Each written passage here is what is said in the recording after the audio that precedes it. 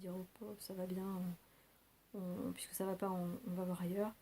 Donc j'ai affronté le truc, j'ai traversé l'enfer. Je pense au niveau émotionnel, ça s'apparente à ça. Le vin de la colère de Dieu, je l'ai bu. Donc ça c'est un extrait du livre de l'Apocalypse. Je l'ai bu. C'est-à-dire que j'ai été confrontée à une force qui m'est apparue sous la forme d'un lion absolument gigantesque, qui était d'une colère effroyable et qui me faisait le reproche de ne pas l'avoir laissé s'exprimer pendant toute ma vie. Donc là, j'ai reconnu la force vitale, qui est en fait l'expression du divin dans la matière, du divin entre guillemets, c'est-à-dire du un divisé, donc du diabole en fait.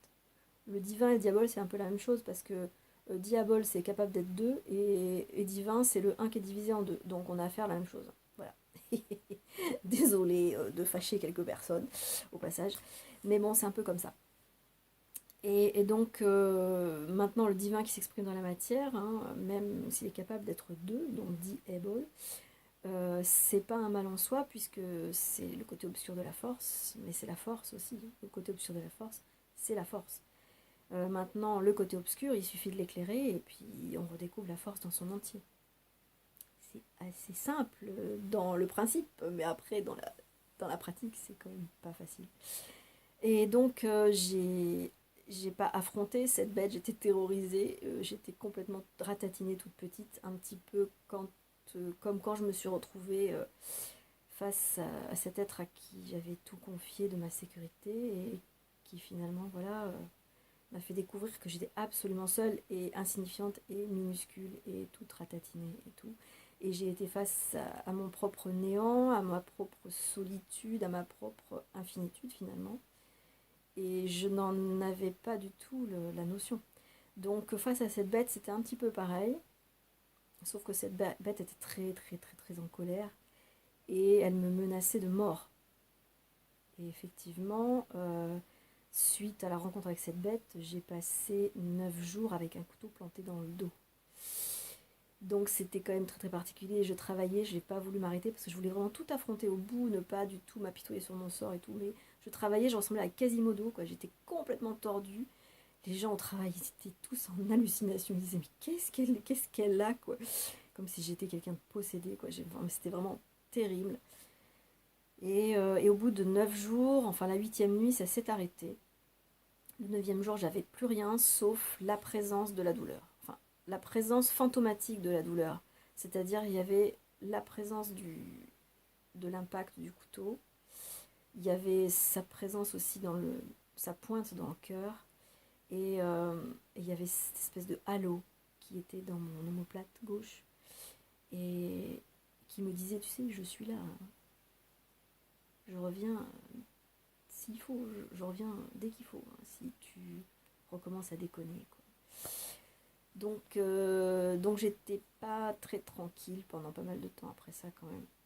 Parce que c'était une douleur tellement intense que j'ai quasiment pas dormi de la nuit pendant ces 8 jours. Et quelquefois je passais les nuits à hurler tellement c'était intense comme douleur. Presque eu la sensation de mourir en permanence, quoi. C'est un truc... c'est absolument effroyable. Bon. Même le souvenir est assez pénible. Et donc cette force, cette volonté, je l'ai sentie, c'est-à-dire que cette force vitale, volontaire, avait vraiment le reproche que je l'avais empêchée d'être, que j'avais imposé ma volonté à moi contre sa volonté à elle. Bon, après, quand on sait de ce dont il s'agit au niveau énergétique, c'est-à-dire c'est l'opposition de la volonté subjective, c'est-à-dire de la volonté collective, qui s'imprègne dans le conditionnement de l'individu et qui va contre la volonté originelle. Voilà. Donc c'est l'opposition des deux. On connaît bien cette opposition en psychanalyse. Donc le conscient contre l'inconscient. Mais en général, c'est toujours l'inconscient qui gagne. Aujourd'hui, grâce à Alzheimer, l'inconscient gagne plus facilement. Avant Alzheimer, avant l'apogée d'Alzheimer, parce qu'on est quand même dans une certaine apogée d'Alzheimer. Il y avait autrefois Alzheimer, ça portait pas ce nom-là, mais ça s'appelait la démence sénilité. Sénile, c'est ça, la sénilité. Donc c'est la récupération des droits de la volonté primale, quoi. Et ça devient finalement plus fort que la volonté du conscient, qui est un conscient social. Et moi je sais que j'aime beaucoup observer ces papis, ces mamies qui ont Alzheimer, et de voir leur authenticité, leur franc-parler, leur liberté d'être. Leur liberté d'être. Voilà. Et c'est pareil pour les autistes. Hein. Voilà. Il y a une liberté d'être dans ces dysfonctionnements que je trouve finalement très fonctionnels. Voilà.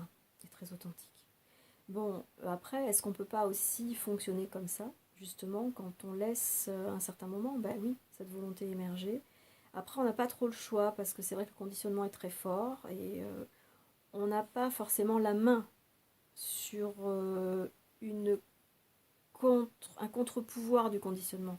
D'abord, on ne nous a pas donné les clés dans l'éducation, on nous a surtout bien endormi le cerveau pour rester bien des moutons bien sages et bien obéissants.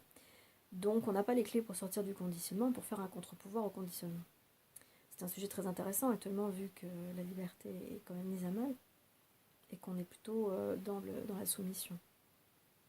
Bon, ça c'est un autre sujet, je dirais un peu politique, économique et puis social. Là on est plutôt dans la psychologie, dans le psychisme et dans le supramental, donc on va quand même rester là-dedans. Donc la volonté, psychiquement parlant, c'est celle de la force vitale, mais elle va la volonté qui est subséquente, et encore même plus subséquente, encore plus loin, la volonté éthérique, et ensuite la volonté astrale émotionnelle, et ensuite la volonté vitale, physique, etc. Et la force vitale, c'est une volonté physique, la volonté astrale, c'est une volonté émotionnelle, et la volonté éthérique, c'est une volonté mentale avec un M majuscule.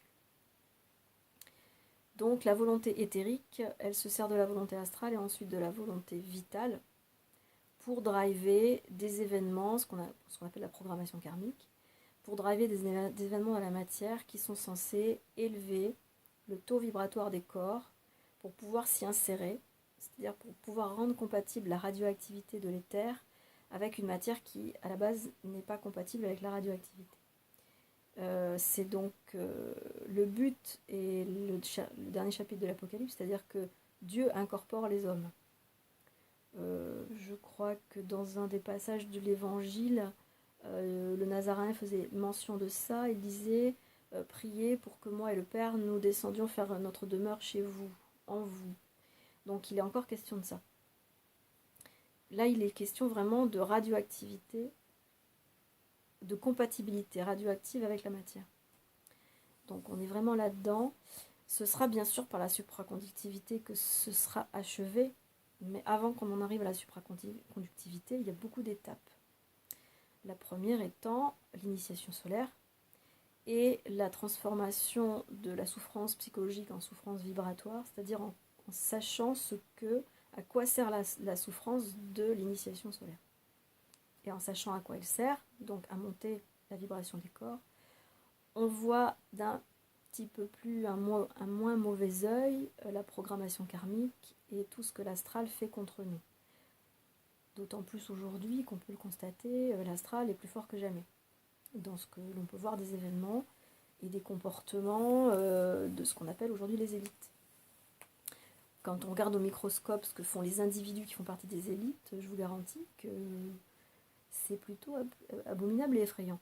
Mais si on prend l'hélicoptère et qu'on recule, on voit qu'effectivement ce sont des forces karmiques qui sont de manière égrégorienne aux manettes, de manière archétypale. C'est-à-dire que c'est un enchevêtrement d'archétypes et de sous-archétypes et de sous-sous-archétypes, et qui font que y a quelque chose de logique qui aboutit par rapport à ça. Et donc l'éther a cette volonté d'utiliser, si vous remontez effectivement, donc il y a l'astral, mais au-dessus de l'astral il y a l'éther, et c'est toujours l'éther qui dirige tout, parce que la seule substance qui existe c'est l'éther, Et les terres se fragmentent, se diffractent et se fractionnent donc pour se différencier par la multiplication de ces fractales. Donc l'astral fait partie de la différenciation fractale, et toutes les mémoires qui sont dans l'astral aussi, et toutes les programmations karmiques qui se manifestent sur la matière, c'est pareil aussi. C'est toujours une substance éthérique. On dit plus ou moins éthéré, mais plus vous allez dans la lourdeur, plus vous allez dans le métal, et plus c'est moins éthéré, évidemment. Si on peut dire ça, plus c'est moins. Moins c'est éthéré. Et donc, malgré tout, c'est toujours une volonté éthérique à la base. Donc tout est sous contrôle, c'est ce que je veux dire. C'est-à-dire que finalement, on n'est pas si en danger que ça. Évidemment, quand on est totalement identifié au véhicule du corps, on est super en danger, et on peut s'inquiéter. Mais après, on peut aussi se servir du corps pour, par ses compréhensions, arriver à se laisser aller par l'initiation solaire dans ces retranchements égoïques de la survie, etc., de tout ce qui est peur, identitaire, c'est-à-dire du moi, et de besoin de valorisation, besoin de réflexion, besoin de projection, etc. Et quand tout s'écroule, il y a beaucoup de gens pour lesquels j'entends qui me disent tout est vide, je sais plus rien, je suis complètement, et pourtant à certains moments je suis absolument serein, et puis l'instant d'après je suis dans le vide total. Voilà, c'est ce genre de choses que l'initiation solaire peut provoquer. Il ne faut pas paniquer, ça c'est encore translatoire, évidemment on passe d'un état à l'autre, d'un instant à l'autre, et ça peut être déstabilisant, mais c'est tout à fait normal que ça se passe comme ça.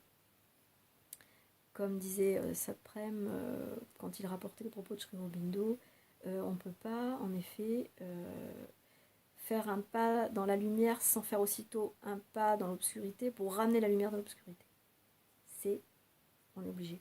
Et ça fait partie aussi de ce phénomène qui permet de faire monter la vibration de la matière et de passer des paliers de décompression qui permettent de supporter de plus en plus de radioactivité, donc de plus en plus d'éther, donc de plus en plus d'effusion de l'esprit dans le corps humain, organique. Alors que l'éther, à la base, n'est pas du tout organique. Donc c'est vrai que ces deux substances sont totalement différentes, sont à l'opposé l'une de l'autre. Et c'est assez compliqué pour l'éther de s'incarner, même si la matière est de l'éther à la base, mais de l'éther très très alourdi. Le but de l'éther est d'avoir rendu la matière suffisamment élevée vibratoirement pour supporter sa radioactivité et pour ne faire qu'un avec elle. Et pour partager avec la personnalité une espèce de cohabitation. Mais à la fin, c'est même plus une cohabitation parce que l'être humain égoïque ayant perdu cette notion du personnage, moi c'est ce que j'ai pu vivre, c'est-à-dire que j'ai compris qu'en fait, cette personne qui avait pris le pouvoir de mon corps, c'était pas un étranger, c'était moi. Mais c'était le moi que j'avais jamais laissé prendre les commandes. Ce qui a toujours été aux commandes de mon corps, c'était le personnage que les autres avaient voulu que je sois. Voilà.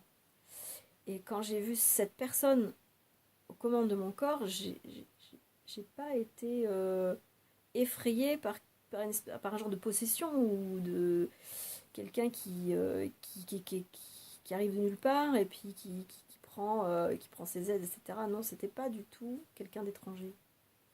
Moi, j'étais la personnalité, parce qu'on est tellement habitué à être la personnalité. J'étais la personnalité, je regardais ça, je me disais, mais en fait, c'est moi ça. Je suis pas du tout. Pourtant, c'est pas moi parce que je ressemble pas à ça. Enfin, je me comporte pas comme ça et j'ai pas autant d'assurance dans mes gestes. J'ai pas autant de préséance ou de préscience par rapport à ce que je fais. Et là, tous les gestes, je le vois bien, sont calculés et vont si lentement dans la justesse de leur aboutissement. Et je savais bien que moi, en tant que personnalité, jamais je ne fonctionne comme ça. Je suis toujours dans la réactivité, je fais trop vite les choses et puis je me plante, ou bien il faut que je réfléchisse beaucoup avant de faire le geste, et du coup je vais faire le geste très rapidement et ça va passer ou ça va casser, quoi.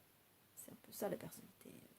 Soit elle réfléchit pas, elle fonce tête baissée, ou soit elle réfléchit trop, et puis quand elle fait le truc, elle a tellement réfléchi qu'en fait elle n'a pas accompagné son geste de sa réflexion. Elle met le paquet de réflexion, et ensuite elle met le paquet d'action. Enfin, jamais les deux ensemble. Et là, c'était vraiment ça. C'était la réflexion était dans l'action.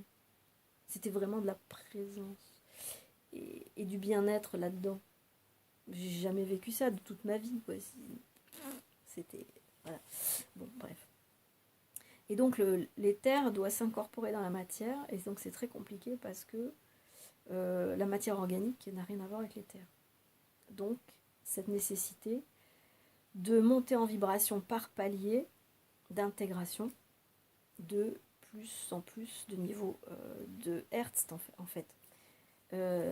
Et puis c'est assez paradoxal, mais je ne vais pas trop rentrer là-dedans, c'est diamétralement opposé, les Hertz, c'est-à-dire plus vous avez des Hertz, mais en fait c'est même pas plus vous avez des Hertz, à la limite c'est moins vous en avez et plus vous êtes dans l'éther. Parce que l'éther c'est en fait une puissance qui est de type homéopathique, c'est-à-dire que plus vous la divisez, plus elle prend de la puissance.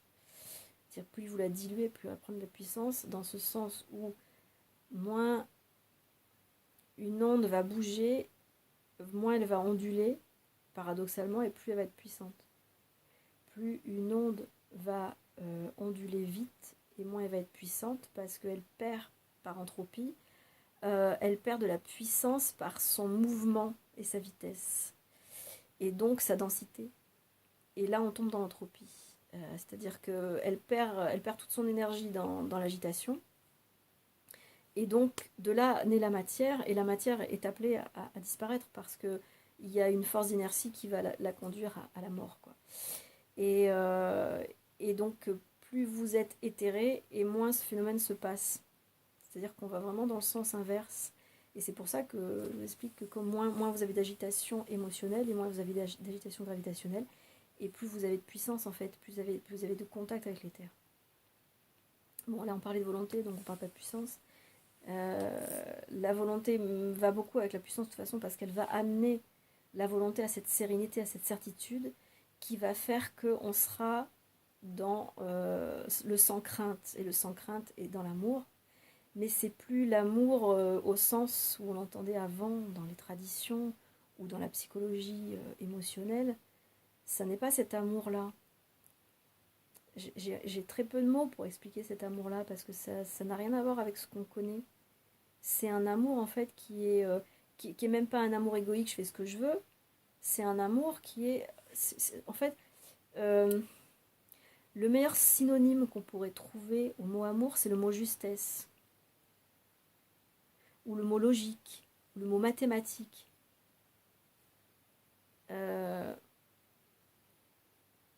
Et sécurité aussi. Parce que, à la limite, l'amour, c'est tout ça. La justesse, la logique, les mathématiques, la sécurité. Et en fait, c'est le fait de savoir, quoi. Et du coup, tout ça, c'est une certitude. C'est une certitude qui est totalement complète. Et l'amour est là-dedans. L'amour englobe tout ça. Et du coup, vous n'avez plus besoin de rien. Après, vous pouvez mettre de la moralité là-dedans, parce que quand vous n'avez plus besoin de rien, vous pouvez tout donner. Ça veut dire que vous avez tout. Donc là, vous êtes un être moral, vous êtes généreux, etc., vertueux, tout le truc. Mais bon, on s'en tape un peu de tout ça maintenant. C'était bon pour les religions avant, ça. Voilà, non, c'est fini, c'est conneries. Ça n'empêche pas, après on profite, évidemment, si on est complet et qu'on peut donner largement parce qu'on est complet, tout le monde y gagne, hein, parce qu'on a plus de bonheur à donner qu'à recevoir.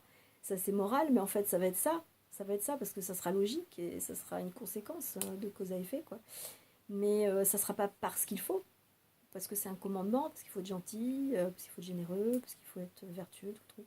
Enfin ça, mais ça, derrière, quoi. Derrière. Et la volonté, c'est ça. Et que ta volonté soit faite sur la terre comme au ciel, donc ta volonté soit dans le corps comme dans les terres, c'est ça. C'est-à-dire que Dieu est là, la tente de Dieu est là, et du coup elle habite là, et elle agit de là. Donc il n'y a plus d'angoisse, il n'y a plus d'insécurité, Dieu est là, quoi. après, même le corps, s'il disparaît, peu importe. Et de là même aussi, il y a eu la question qui a été soulevée, est-ce que du coup, suite à la vidéo que je venais de faire ce week-end, je sais plus trop quand, enfin dimanche peut-être, il y a 2 jours, enfin pas encore, juste un jour, et quand je parlais de transmuter le vaccin, c'est un peu ça aussi, en épigénétique et en conscience, en pleine conscience. C'est-à-dire, quel que soit un vaccin, un aliment, on a bouffé un truc avarié, au lieu d'être en panique, ben, on transmute et puis c'est tout. On ingère des substances en permanence, des œufs ceci, des œufs cela. Mais qu'est-ce qu'on croyait qu'on en fait? Le corps, il les traite, hein, il s'en occupe. Hein. Voilà, les corps étrangers, incompatibles, sont transformés et puis soit éjectés par les voies naturelles ou soit transformés en autre chose pour servir de carburant ou autre. Enfin bon, il y a vraiment une centrale, non seulement une centrale nucléaire, mais aussi on a comment ça s'appelle, une déchetterie, un machin, une station d'épuration, enfin, il y a tout quoi dans le corps, enfin bon, tout est vraiment extraordinaire. Et tout se passe depuis l'éther, tout est commandé depuis l'éther, la puissance et l'intelligence de ça, depuis l'éther. Quand le Nazaréen ou Jean le Baptiste disait retournez-vous, enfin il disait repentez-vous, ça a été traduit par repentez-vous, mais en fait ça voulait dire retournez-vous, c'est-à-dire retournez à l'intérieur de vous. Le Nazaréen disait aussi le royaume est au-dedans de vous, donc voilà, le royaume c'est quoi? Le royaume c'est l'origine de tout, c'est-à-dire l'atome unique qui s'est multiplié en fractal, et tous nos atomes se rejoignant ainsi, nous partageons le même royaume, c'est-à-dire le même atome. Et quand je dis atome, je pense à l'éther primordial, c'est-à-dire au cœur de l'atome primordial, qui s'est fragmenté et différencié en fractal en tous les atomes de l'univers qui composent aujourd'hui nos corps et tout ce qui existe, quoi. Donc pour moi, l'atome, c'est ça. Et j'aime dire l'atome parce que c'est le retour à la maison, quoi. Et quand on a compris ce que c'est que l'atome, on est à la maison. On est retourné à la maison, on s'est retourné. Et on oublie le repentir, parce que le repentir voulait dire se retourner. Donc on a fait le retour à la maison, at home, voilà. Et je pense que c'est un mot qui est merveilleux pour ça, parce que eh ben, c'est le fait de revenir chez soi. Et quand on est chez soi, on est en sécurité, quelles que soient les circonstances extérieures. Dans les philosophies orientales, on dit la zénitude, c'est d'être heureux, quelles que soient les circonstances. Ben là, on a quand même l'occasion, quoi, de tester ce que c'est que la zénitude, quoi. Ce qu'on appelle en supramental la centricité. C'est la même chose. Et c'est vrai que ben, c'est... Alors, moi, c'est vrai que vous verrez sur mon mur Facebook, je partage des tas de trucs informationnels pour moi. Ça m'arrive quelquefois d'être dans la réactivité, de m'agacer, de retomber dans la subjectivité de la personnalité. Mais je reviens assez facilement dans la centricité de la personne. Et j'essaie de rééquilibrer les deux parce qu'il ne faut pas non plus, parce qu'on est dans la centricité, rejeter la subjectivité de la personnalité. Il faut que vraiment ça fait des va-et-vient, c'est la translation. Et on ne peut pas se passer de la personnalité et de sa subjectivité parce que c'est grâce à ça qu'on va être en réaction aux épreuves et qu'on va transmuter les mémoires et que du coup on va intégrer dans les saturations, il n'y en a pas qu'une, qu'on va intégrer dans les saturations encore plus de volonté, donc encore plus de lumière, parce que la volonté c'est de la lumière, c'est du nucléaire, donc ça se transforme en électricité, donc à la limite ça fait de la lumière. Et j'aime bien parce que des fois quand je monte mes escaliers ici et que j'allume la lumière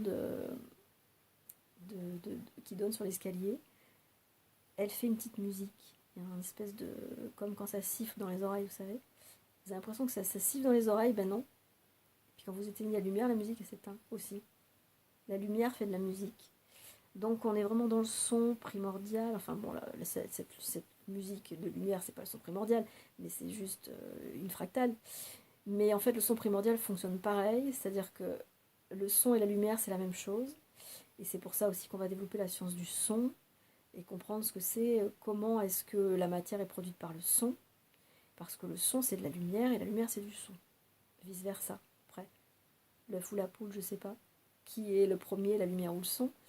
Je dirais la lumière quand même. Je dirais la lumière éthérique, si on peut comparer l'éther à la lumière.